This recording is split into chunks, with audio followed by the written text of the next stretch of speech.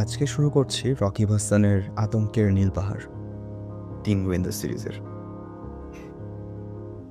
পর্ব ১। কুমিল্লা থেকে ঢাকা ফিরেছি গত পরশুদিন। আজ রাতে কক্সবাজার যাব আমরা। রাত 10:30টার বাস ধরব, নাইট কোচ। কিশোরের মামার শরীর খারাপ, ডাক্তার বলেছেন হাওয়া বদল করতে।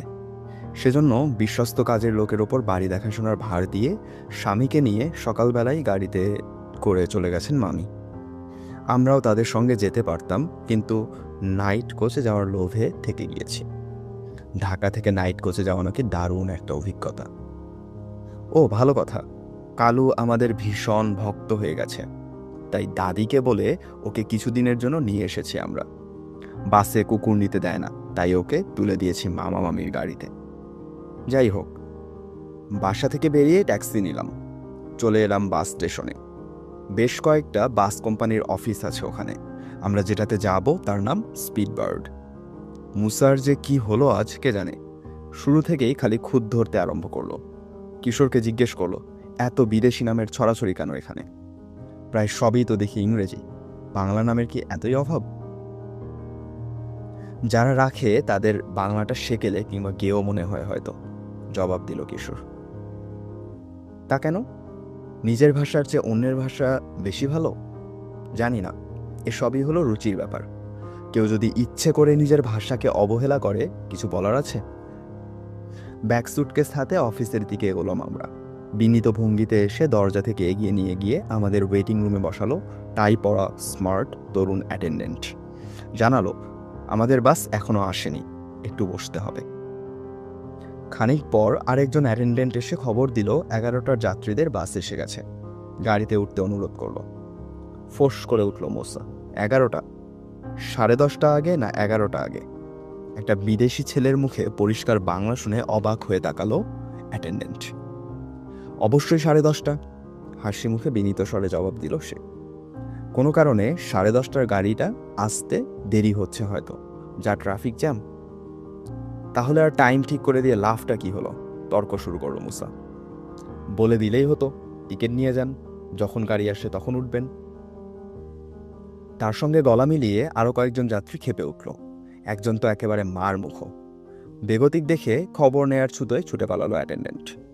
বাস আসার আগে আর ফিরল না, এলো 11টার পর। হাসি মুখে জানালো 10:30টার বাস এসে গেছে, আপনারা যান। সেই সঙ্গে একটা সুখবর দিল সে, 10:30টার বাসটাকে আগে ছাড় দেওয়ার জন্য 11টার বাসটাকে আটকে রাখা হয়েছে। পরে যাওয়ার কথা, ওটার পরেই যাবে, অন্যায় তো আর করা যায় না। চোখ বড় বড় করে তার দিকে তাকালো মুসা।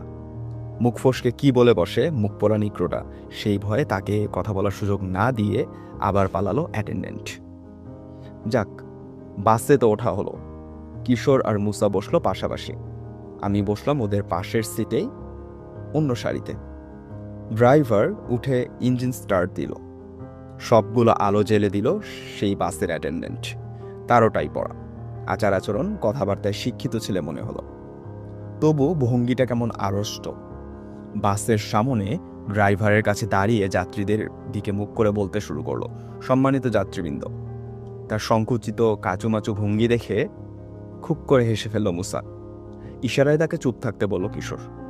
মুসার হাসিটা দেখেও দেখল না অ্যাটেন্ডেন্ট, বলতে থাকলো, আমরা এখন চট্টগ্রামের উদ্দেশ্যে যাত্রা করব। প্রায় 200 কিলোমিটার পাড়ি দিয়ে বাসের চট্টগ্রামে পৌঁছাতে 5 ঘন্টার মতো লাগবে, যদি জ্যামে পড়তে না হয়। মাঝখানে 14 গ্রামে যাত্রা বিরতি করা হবে একবার। সেখানে নেমে প্রয়োজনীয় নাস্তা পানি আর বাথরুম সারতে পারবেন আপনারা। আপনাদের সব রকম সুযোগ সুবিধার দিকে সাধ্যমতো নজর রাখার চেষ্টা করব আমরা। কারো কোনো কিছুর প্রয়োজন হলে সঙ্গে সঙ্গে ডাক দেবেন আমাকে। পানির ব্যবস্থা আছে আমাদের কাছে। দূর যাত্রায় চলেছেন, সময় কাটানোর সুবিধার জন্য কিছু পত্রপত্রিকাও রেখেছি আমরা, ইচ্ছে হলে নিতে পারেন। প্রয়োজনীয় জরুরি ওষুধের ব্যবস্থা আছে, কিছু আনন্দদানের ব্যবস্থাও রেখেছি। আমরা আপনাদের শুভযাত্রা কামনা করছি। ধন্যবাদ, সবাইকে ধন্যবাদ। উজ্জ্বল আলোগুলো নিভিয়ে দিল সে। কিশোর, মুসা বলল, শুরুর বাচ্চাটা ধন্যবাদ কাকে দিল? একবারেই বলে দিতে পারতো সবাইকে ধন্যবাদ।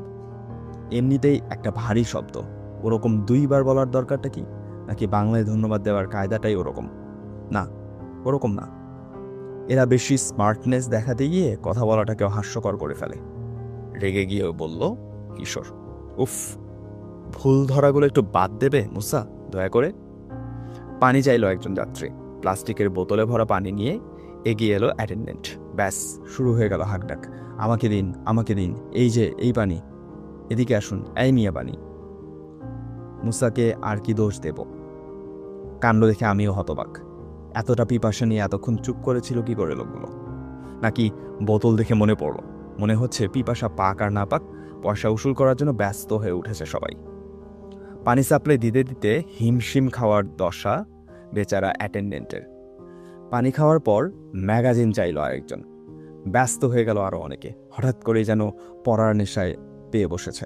ডাকলো, এই আমাকে দিন ম্যাগাজিন, এই ভাই ম্যাগাজিন, শুনছেন আমাকে? পত্রিকাটা নিয়ে সত্যি পড়ছে কিনা ওরা দেখার কৌতূহল সামলাতে পারলাম না আমি। দেখি কেউ হয়তো হাতে নিয়ে আরেকজনের সাথে গল্প করছে, কেউ নিরাসক্ত ভঙ্গিতে পাতা উল্টাচ্ছে।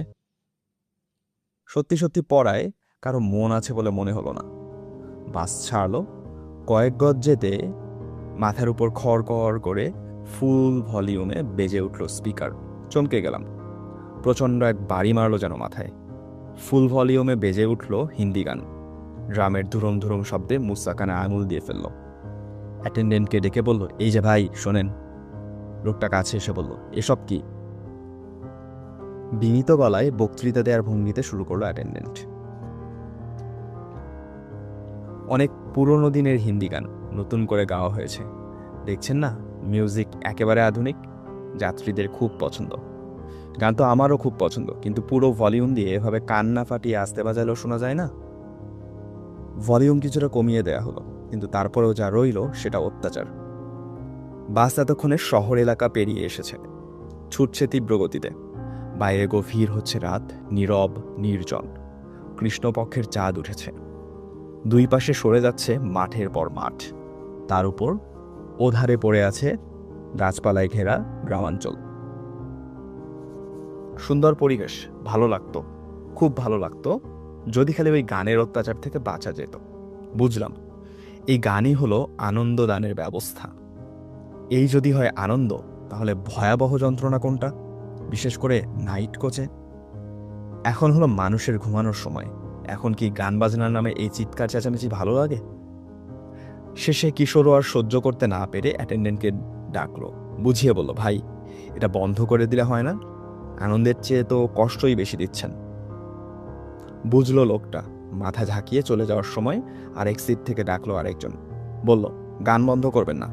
ভঙ্গি দেখে মনে হলো কিশোর প্রতিবাদটা করাতে তার গান শোনার আগ্রহটা আরো প্রবল হয়ে উঠল।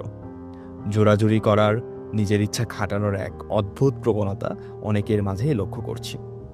এই লোকগুলো শুধু নিজের কথা ভাবছে, অন্যের অসুবিধার দিকে সামান্যতম নজর দেওয়ার প্রয়োজন বোধ করছে না। অবাক লাগলো। রাতের বেলা বাসে উঠে গান শুনতে চায় ওরা, তাও ভয়াবহ শব্দে। বাড়িতে ওরা কি করে? কিশোরের কাছে ফিরে এলো অ্যাটেন্ডেন্ট।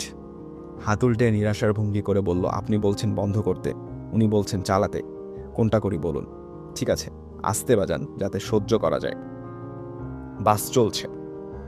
অনেক কমিয়ে দেয়া হয়েছে ভলিউম, অতটা বিরক্তিকর আর লাগছে না এখন। গান বন্ধ করতে যে নিষেধ করেছিল সে অনেক আগেই নাক ডাকা শুরু করেছে। কিসের আর গান শোনা? অহেতুক একটা জোর খাটানো। ম্যাগাজিন ওল্টাচ্ছে না আর কেউ। পুরো বাসের ভেতরটা অন্ধকার। নরম সিটে আরাম করে মাথা এলিয়ে দিয়ে উপভোগ করছি বাংলাদেশের রাতের নেশা ধরানো সৌন্দর্য। কিন্তু হঠাৎ দিল সব কিছু নষ্ট করে আমার সামনের সিটের ভদ্রলোক। পড়ার শখ জাগিয়ে উঠল তার।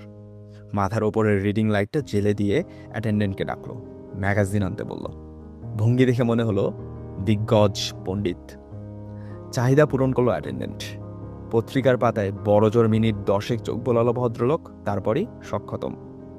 ম্যাগাজিন হাতে নিয়ে পাশের সিটে বসা তার সঙ্গীর সাথে বকবক শুরু করল। আলোটা নেভানোরও প্রয়োজন বোধ করল না। অনেকক্ষণ বিরক্ত করার পর মাথা এলিয়ে দিয়ে মুখের ওপরের দিকে তুলে হা করে ঘুমিয়ে পড়ল দুজনই। আলোটা জ্বালাই রইল। সরাসরি চোখের পাতায় আলো পড়ছে, তাতেও তাদের ঘুমের ব্যাঘাত হচ্ছে না বিন্দুমাত্র। আশ্চর্য, কোনো কিছুতে যেন কিছু যায় আসে না ওদের। কি আর করব, উঠে দাঁড়িয়ে সুইচ টিপে আমি নিজেই নিভিয়ে দিলাম আলোটা। ভাবতে লাগলাম, পানি, গান বাজনা, ম্যাগাজিন সবই তো হলো, বাকি আছে ওষুধ। দেওয়ার জন্য কোন সময় কে লেগে বলবে কে জানে। মানুষগুলোর ভাবটা এমন, সুযোগ যখন দেয়া হয়েছে, কাজে লাগুক আর না লাগুক নিতেই হবে।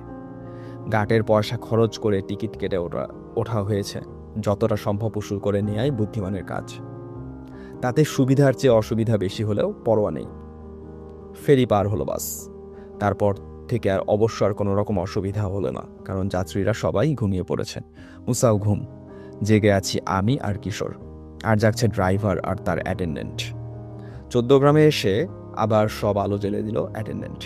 2 মিনিট বক্তৃতা দিয়ে জানালো কোথায় এসেছে, কতক্ষণ দাঁড়াবে ইত্যাদি। হোটেলগুলোর ভীষণ ব্যস্ততা দেখলেই মনে হয়